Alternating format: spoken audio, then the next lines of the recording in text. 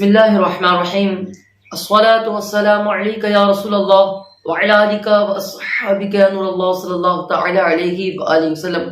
معزز سامعین و ناظرین حضرات، ایک بڑا اہم مسئلہ جو ہمارے عوام اہل سنت کے اندر غلط طریقے سے پھیل چکا ہے، اور وہ یہ ہے کہ بھئی ہم نے جو ہے تو اپنے پیر و مرشد کی بات کو ایسے مان لینا ہے کہ ہم نے پھر اس کے آگے کوئی کام نہیں کرنا ہے۔ لیکن وہ کون سی بات؟ جو خرافت والی بات ہو، بالکل اس کو گانٹ باندھ لیتے۔ لیکن پیر صاحب نے یہ بات سمجھانے سے پہلے جب آپ کو مرید بنایا نا، جس دن مرید بنایا نا، اس دن کچھ باتیں کہی تھی آپ سے کلمہ پڑھا کر، خیال کرو آپ، کہا تھا کہ کبھی میں نماز نہیں چھوڑوں گا، آپ نے بھی کہا تھا میں نماز نہیں چھوڑوں گا، میں توبہ کرتا ہوں جھوٹ سے، غیبت سے، برائی سے، کہا تھا نا آپ نے، کہا تھا صاحب۔ اسی طریقے سے پیر صاحب نے آگے بھی کہا تھا کہ میں تمام دنیا کے فحش چیزوں سے بچوں گا، بالخصوص ناچ گانا، یہ تمام چیزوں سے کہا تھا نا پیر صاحب نے۔ اس پر عمل ہو گیا آپ کا؟ ہو گیا بھئی؟ ذرا دل پر ہاتھ رکھ کے سوچے، اس پر عمل ہو گیا آپ کا؟ اور پھر اس کے بعد آپ کے پیر صاحب نے کہا تھا کہ میں اپنا ہاتھ غوث اعظم کے ہاتھ میں دے رہا ہوں۔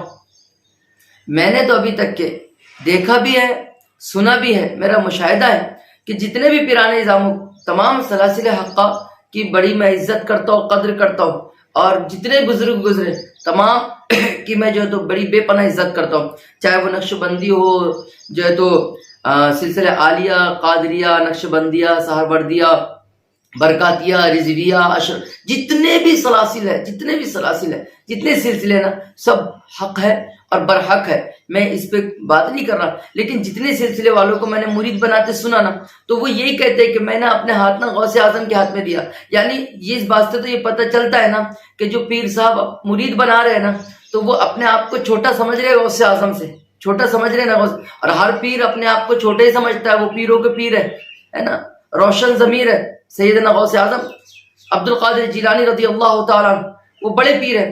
لیکن صاحب ہم غوث اعظم کی بھی بات نہیں مانتے اور سبھی سنی نہیں مانتے، جی سبھی سنی نہیں مانتے۔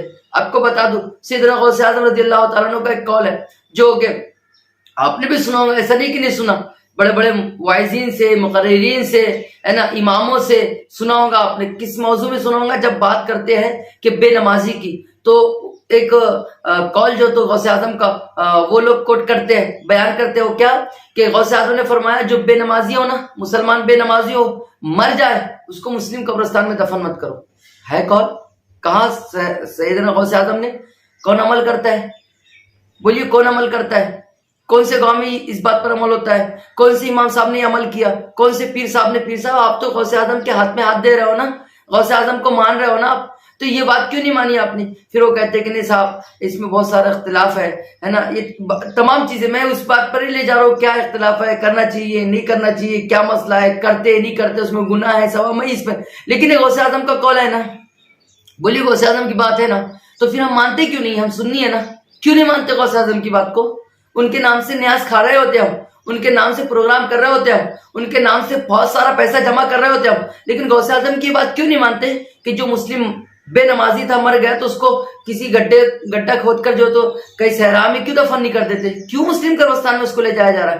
اور سنو، مرنے والوں میں 70% لوگ بے نمازی ہوتے ہیں، 70%، اور 30% جو ہے تو نمازی ہوتے ہیں۔ تو اب بتائیں مجھے، جو مرنے والا مر رہا ہے تو اس کو قبرستان مسلم قبرستان میں کیوں لے جایا جاتا ہے؟ میرے بھیا دیکھو، قول الگ ہوتا ہے، کہنا الگ ہوتا ہے، اور آپ کو میں نے بتا دیا اس کو لوگ عمل بھی نہیں کرتے۔ اس طریقے سے بہت سارے پیران نظام ہیں جنہوں نے اپنے مریدوں کو کہا کہ بھئی اگر آپ یہ کام کرو گے تو آپ میرے مریدی سے نکل جاؤ گے، آپ کا یہ عمل رہے گا تو آپ میرے مریدی میں شامل نہیں ہوں گے، اسی طریقے سے آپ ان سے مل جل کرو گے تو یہ جو ہے تو میرے مسلک کے اعتبار سے یا میرے ذہن کے اعتبار سے یہ لوگ حق پر نہیں ہیں، ان سے دور رہنا چاہیے، یہ تمام چیزیں ہوئی۔ تو ہم لوگ نا وہ باتیں تو لے لے رہے ہوتے اور اس کو بالکل ایک دم مضبوطی کے ساتھ گاٹھ باندھ کر اس پر چلنے کی کوشش کرتے ہوتے۔ ارے بھیا، سب سے پہلے نماز کے تعلق سے کہا تھا آپ کے پیر نے، نماز پڑھ لی آپ نے، مکمل ہو گئے نماز کے بارے میں، پورے فرائض یاد ہو گئے آپ کو۔ اس کے بعد جو تو آپ کے پیر نے کہا تھا ناچ گانا تماشا فحش باتوں سے میں بچوں گا، بچ گئے آپ؟ سب سے پہلے یہ کیجئے، اس کے بعد جو ہے نا سرکار غوث اعظم کی جو ہے تو یہ کال پر بھی سوچنے کی کوشش کیجئے کہ بہت سارے بزرگوں کے ایسے ایسے کال پڑے ہوئے ہیں کہ جس کو ہم نہیں مانتے، سنے ہیں ہم نے، بیان بھی کر رہے ہوتے ہیں، بیان بھی کر رہے ہوتے، لیکن عمل نہیں ہوتا ہے، ہمارا عمل نہیں ہوتا۔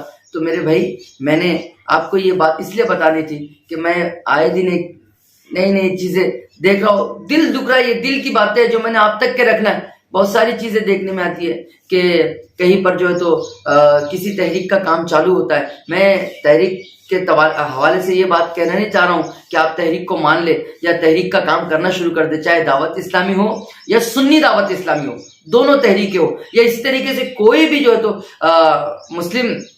سنی مسلم تحریک ہو۔ جیسے ابھی دلی کے اندر ایک تحریک نکلی، مسجد بھرو تحریک، مطلب سنیوں نے نکالا ہے۔ اس طریقے سے جتنی سنی تحریکیں سنی جیسے جیسے کام کر رہے ہیں، میرے بھائی حضور تاج الشریعہ علیہ رحمت و رضوان کے قول کو ہم مانتے ہیں، لیکن کیا آپ مجھے بتائیں اس جگہ جہاں پر وہ لوگ کام کر رہے ہوتے ہیں، 10 سال 15 سال 20 سال سے وہ کام کر رہے ہیں، اور ہم مقرر بن کے گئے وہاں پر، ہم واعظ بن کر وہاں گئے اور ان کے کام کا بالکل بائیکاٹ کر دیا، رد کر دیا ہم نے، مجھے بتاؤ وہاں سنیت کا نقصان ہوگا یا فائدہ ہوگا؟ آپ خود ٹھنڈے دل سے سوچو، نقصان ہوگا یا فائدہ ہوگا؟ ارے بھائی، یہ ہم چھوٹے لوگ ہیں، چھوٹی باتیں کر کے گزر جاتے ہیں، ہے نا، لیکن ہمارے یہ عمل سے بہت سارے لوگ حضور تاج الشریعہ کو ٹارگٹ بنا لیتے ہیں، ان کو برا بھلا کہتے ہیں۔ آپ کو معلوم ہے، ہاں، آپ نے یہ بات کہہ کے چلے گئی، بہت دل روتا ہے صاحب، خون کے آنسو روتا ہے۔ لوگ کہتے ہیں کہ یہ بات کہی کس نے انتشار پھیلا کے چلا گیا، کون ہے؟ تو بھائی ایسا مت کیجئے، خدا را ایسا مت کیجئے، تم حضور تاج الشریعہ کے نہیں ہوتے تو مت ہوئیے، لیکن ان کے جانے کے بعد ان کو برا بھلا کہلوانے کا آپ کو حق بھی نہیں ہے۔ ارے تعریف کیجئے نا، ان کے فتووں کے بارے میں بتانا کیسے کیسے فتوے انہوں نے دیے، یا تو فتویٰ مجھے بتا دے کوئی کہ دعوت اسلامی کے حوالے سے تحریراً انہوں نے فتویٰ دیا ہو کہ ان کے پیچھے نماز نہیں ہوتی، ان کے پیچھے جو ہے تو نماز جنازہ نہیں ہوتی، ان کی جو ہے تو امامت درست نہیں ہے، یہ کافر ہے، مشرک ہے، یہ تمام چیزیں لکھی ہو، مجھے بتایا نہیں نا، نہیں لکھا میرے بھائی۔ اس کو جو ہے تو غوث اعظم کی بات کو آپ توجہ سے سنیں اور ان کے حکم کو بھی سنیں اور حضور تاج الشریعہ کے حکم کو بھی سنیں، اور اس کے بعد آپ یہ فیصلہ لیں۔